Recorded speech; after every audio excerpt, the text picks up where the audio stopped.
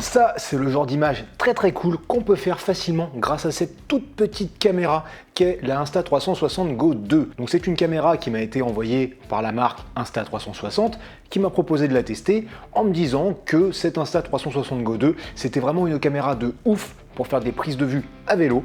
Donc je leur ai dit bon, bah ok, on va voir ça. Je ne vais pas vous déballer toutes les caractéristiques de cette caméra, pour ça il y a sa fiche technique, mais pour résumer, au-delà du fait qu'elle soit petite, ça on l'a vu, elle est légère, moi je l'ai pesée à environ 28 grammes, vous n'avez pas de 4K, mais une résolution maximale de 1440p à 50 images par seconde, on peut faire du slow motion à 120 images par seconde, mais là seulement en 1080p, il y a une stabilisation qui s'appelle Flow State, c'est leur truc maison.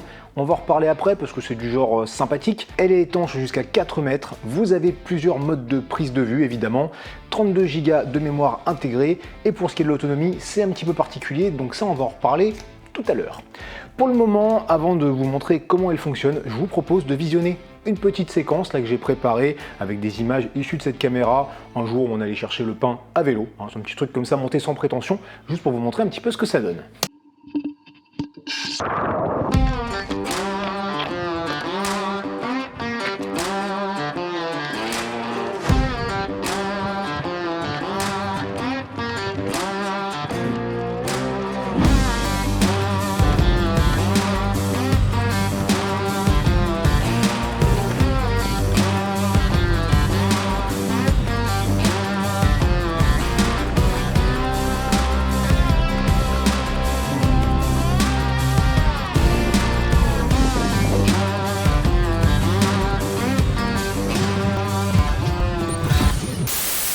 Et voilà, et bah dites-moi un petit peu ce que vous en avez pensé, mais là ce qui est sûr c'est que je suis très loin d'avoir exploité toutes les possibilités créatives offertes par cette Insta360 Go 2, parce qu'avec sa petite taille et le fait qu'on puisse la fixer facilement partout, notamment comme là sur du métal parce qu'elle est magnétique, on peut vraiment aller chercher des angles de vue différents et originaux, comme on l'a vu quand elle était au fond du bidon, parce qu'elle était vraiment au fond, j'avais plus qu'à verser de l'eau dessus, ou par exemple sur cette photo où je l'avais juste aimantée au plafond de mon van. Bon, faut maintenant que je vous explique un petit peu comment ça fonctionne, parce que quand on la voit comme ça, cette caméra, on voit pas de bouton. Pourtant, il y en a un, en fait, il est devant, là ça représente quasi toute la surface de la caméra, et ça c'est bien sans être bien. C'est bien parce que c'est simple à utiliser et c'est pas bien parce qu'il est un petit peu sensible et comme c'est à peu près toute la face avant, et ça va vite d'appuyer dessus en fait par mégarde lors d'une manipulation et donc ça aura pour conséquence de lancer ou de couper un enregistrement. Alors justement, si on lance un enregistrement, on appuie dessus, il y a la petite LED qui s'allume et la caméra émet une vibration.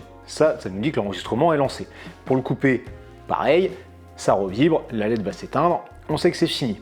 Maintenant, un truc que j'ai remarqué, c'est que parfois, quand on va faire une séquence un petit peu longue, au moment où on va couper l'enregistrement, ça va être plus long pour terminer de mémoriser le truc. Donc la LED va rester allumée, ça va mettre beaucoup de temps avant de vibrer pour confirmer de la fin de l'enregistrement, et donc on se demande un petit peu ce qui se passe. Quand je vous ai parlé des caractéristiques de cette Insta360 Go 2, je vous ai dit qu'il y avait plusieurs modes de prise de vue. Plusieurs modes, mais un seul bouton. Du coup, comment qu'on fait? En fait, avec ce bouton, on peut faire jusqu'à 4 actions. De base, si vous appuyez une fois dessus, ça lance un enregistrement vidéo standard. Si vous appuyez 2 fois dessus, ça va prendre une photo. Maintenant, si on reste appuyé, ça va allumer la caméra. De là, vous pouvez faire pareil. Un appui, ça va être une action, donc par exemple un mode vidéo pro. 2 appuis, une autre action, par exemple un timelapse. Ça, ce sont des modes qui sont personnalisables en fait via l'application. Donc c'est plutôt cool parce que ça vous permet vraiment d'adapter la caméra à vos besoins. Bon, alors c'est pas trop mal comme système, mais ce n'est pas le seul moyen de piloter la caméra. Pour ça, on a un accessoire qui est vraiment important, qui est indispensable et qui est fourni avec, c'est ce boîtier. Alors ce boîtier, il a plusieurs rôles avec tout d'abord, en dessous, son port USB-C qui permet de recharger la caméra. Sans lui, c'est juste impossible de le faire. On voit au passage qu'il y a un pas de vis qui va permettre de le mettre, sur une perche, sur un trépied, ce que vous voulez. Et quand on l'ouvre, on découvre un petit écran là qui vient de s'allumer, 2 boutons et le logement pour la caméra. Avec au fond les petits picots pour la recharge qu'on retrouve derrière la caméra. Et elle vient se mettre, hop, juste comme ça. Je vous ai dit que c'était magnétique, donc c'est très simple à mettre en place. Pour la ressortir, on l'attrape par le haut de la lentille. Pas bien compliqué, mais c'est vrai que ça peut là faire quelques erreurs de manip en fait. Bon, voilà. Autrement, on voit que la petite LED rouge s'est allumée, parce que du coup la caméra s'est mise en charge. C'est le même système qu'un boîtier pour des AirPods ou ce genre de truc.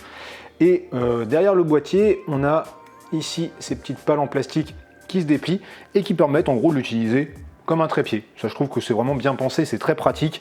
Seul truc, c'est que là, c'est pas hyper solide, je trouve. Hein. Ça fait un petit peu comme les vieux jouets quand on était gosse, je sais pas. Bon, voilà. Et puis en bonus, quand on le replie, ça fait un petit lapin. Donc ce boîtier, on a vu qu'il y a un écran et des boutons, hein, c'est forcément parce qu'il fait télécommande pour la caméra. Donc c'est marqué Press to Connect, on appuie sur le bouton ici pour que ça se connecte, hop, ça vibre, c'est parti, c'est appairé, on est bon. Maintenant, on peut piloter la caméra et déjà choisir son mode de vue. Donc on peut les faire défiler, vidéo, photo, pro vidéo, time shift, time lapse, HDR vidéo, slow motion et les réglages. Alors les réglages, je ne vais pas tout vous détailler, parce que sinon ça va être long et chiant. Et de toute façon, si jamais vous achetez cette caméra, vous verrez bien comment ça fonctionne. Seul truc que je peux vous dire, c'est que comme vous avez que 2 boutons, même si c'est pas compliqué à utiliser, et si vous vous trompez de bouton, que vous passez sur le paramètre suivant et que comme vous ne pouvez pas revenir en arrière, vous vous retrouvez à devoir reboucler encore un coup sur le tout, c'est un petit peu relou. Une fois que vous avez choisi le mode de prise de vue qui vous intéresse, évidemment vous appuyez sur le bouton d'enregistrement pour enregistrer, vous rappuyez pour couper, je vous apprends rien. Par contre, petit truc intéressant, c'est que vous pouvez enlever la caméra du boîtier. Bon, elle va commencer par s'éteindre, ça c'est un peu con. Vous rappuyez pour la reconnecter et de là, le boîtier peut servir de télécommande à distance. Donc ça c'est très pratique et j'ai envie de dire heureusement quand même qu'ils ont mis cette fonctionnalité, sans ça aurait été un petit peu très con. Donc ce boîtier, c'est l'accessoire le plus important, c'est vraiment le truc indispensable, mais ce n'est pas le seul et vous voyez Insta360, ils m'ont envoyé une chier d'accessoires. Clairement, j'ai pas tout utilisé, notamment les fixations comme ça pour casque, vous savez, c'est les trucs autocollants. C'est pas trop mon délire, j'ai pas forcément envie de coller sur un casque, mais bon, ça existe. Là, il y a le truc vélo avec un harnais, ce qui n'a pas trop de sens vu un accessoire qu'on va utiliser après. Il y a un support guidon, une perche, un machin, il y a une perche, il y a plein de trucs. Je vais vous montrer juste ce qu'il y a dans la boîte de base. À commencer ici par ce petit support là qui vient se mettre sur une casquette ou un truc, c'est rotatif, c'est plutôt pratique. Celui-là c'est plus le truc pour les vlogs je pense, voilà, ça se déplie. On a une dragonne et en fait si on enlève ici le petit capot, derrière on a un autocollant que j'ai pas encore essayé. Alors c'est une sorte de truc en gel et apparemment ça colle bien partout. Enfin, non, vous voyez pas de ce côté là, hop, ici. Là c'est pas mal, ouais, ça colle quand même. Rends-moi ça. Hop. Voilà, bon après ça se nettoie à l'eau apparemment et ça refonctionne, donc ça peut être pas mal pour la fixer vraiment à différents endroits. Et l'accessoire, moi, que je préfère, c'est ce collier. Vous venez le mettre autour du cou. Alors excusez-moi s'il y a du bruit, ça frotte le micro. Hop, sous le t-shirt, ou ça pourrait être par-dessus. Et encore une fois, c'est magnétique. Donc, simplement, on vient la mettre comme ça. Et là, je trouve qu'on met en place très simplement un truc pour filmer ce qui se passe devant soi, pour vraiment être dans l'action. C'est vraiment bien foutu. Et ce qui est cool, c'est que comme ça, on peut reprendre facilement la caméra et venir la fixer sur n'importe quel autre accessoire, toujours avec ce système magnétique. Ça, je trouve que c'est vraiment pratique, hein. Donc même à vélo, en roulant, on peut faire ça. Bon, après, il faut quand même faire attention parce que comme la caméra, elle est petite et qu'elle n'est pas toujours évidente à attraper, on a vite fait de la faire tomber ou encore une fois de faire des erreurs de manip et de lancer des enregistrements. Moi, ce que j'ai beaucoup utilisé, c'est leur perche là qui est grande et qui est vraiment quali.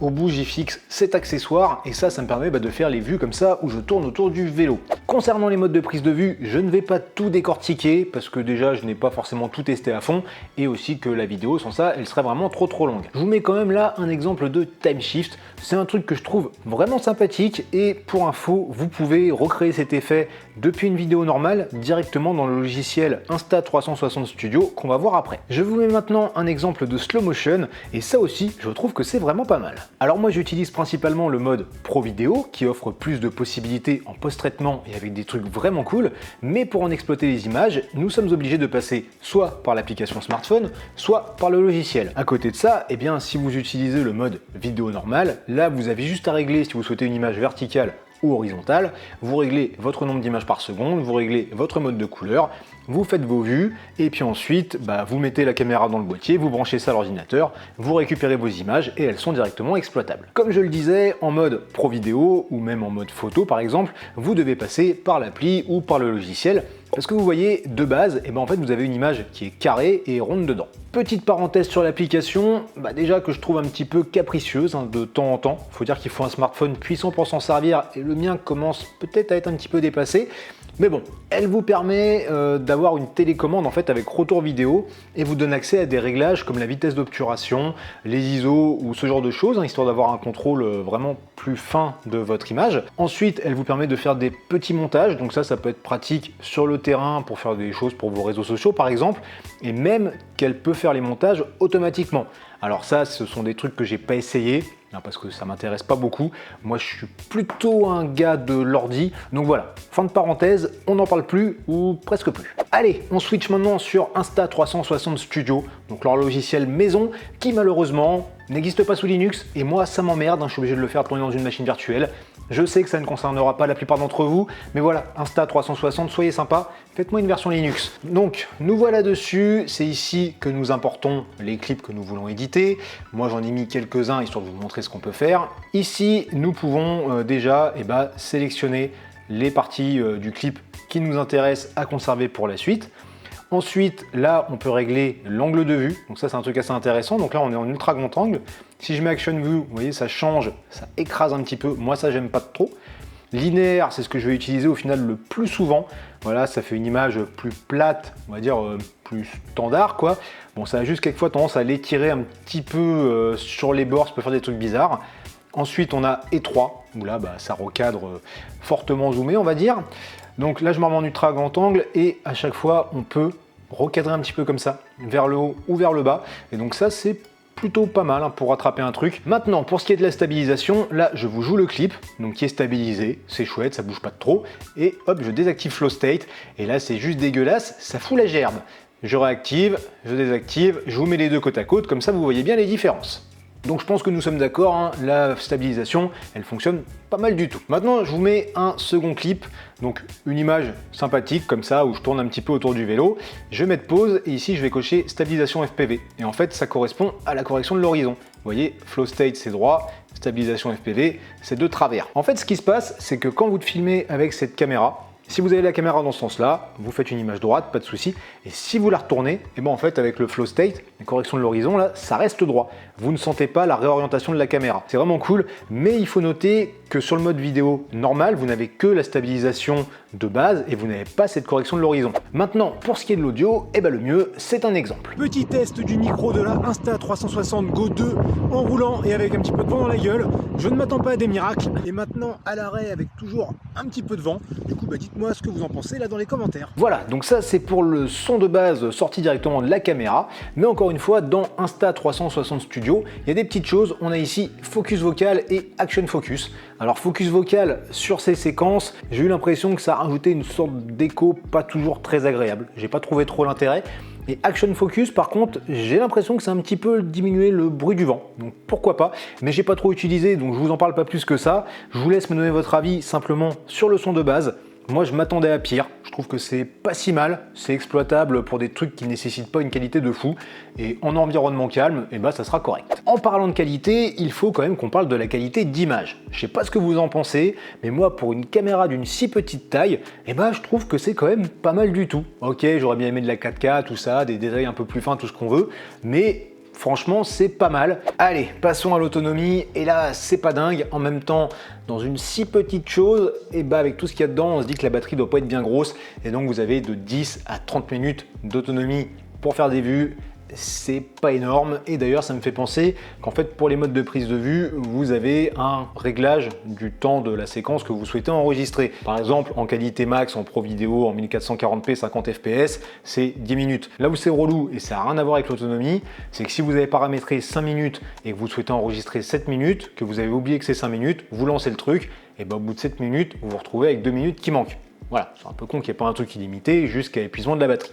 Soit. L'autonomie, par contre, vous pouvez la prolonger grâce au boîtier. Rappelez-vous, il permet de la recharger, il agit comme un boîtier d'AirPod, donc pof, on la met dedans, et là, nous avons jusqu'à 150 minutes d'autonomie, encore une fois, en fonction du mode que nous avons choisi. Donc, si on utilise la caméra, je sais pas, on fait une petite séquence, on a fini, on la met dedans, pof, on met dans la poche, on laisse charger 10 minutes, et ça repart.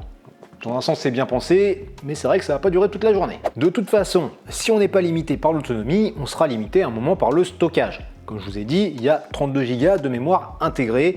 Ça, c'est sur le papier. En réel, ça sera plutôt 29 ou 30 qui seront exploitables. Ce qui est très dommage, c'est qu'ils n'ont pas mis un port micro SD, que ce soit sur la caméra ou même sur le boîtier, ce qui aurait permis de changer de carte en cours de route, hein, parce que si on part plusieurs jours, il y a un moment, faut bien décharger, quoi.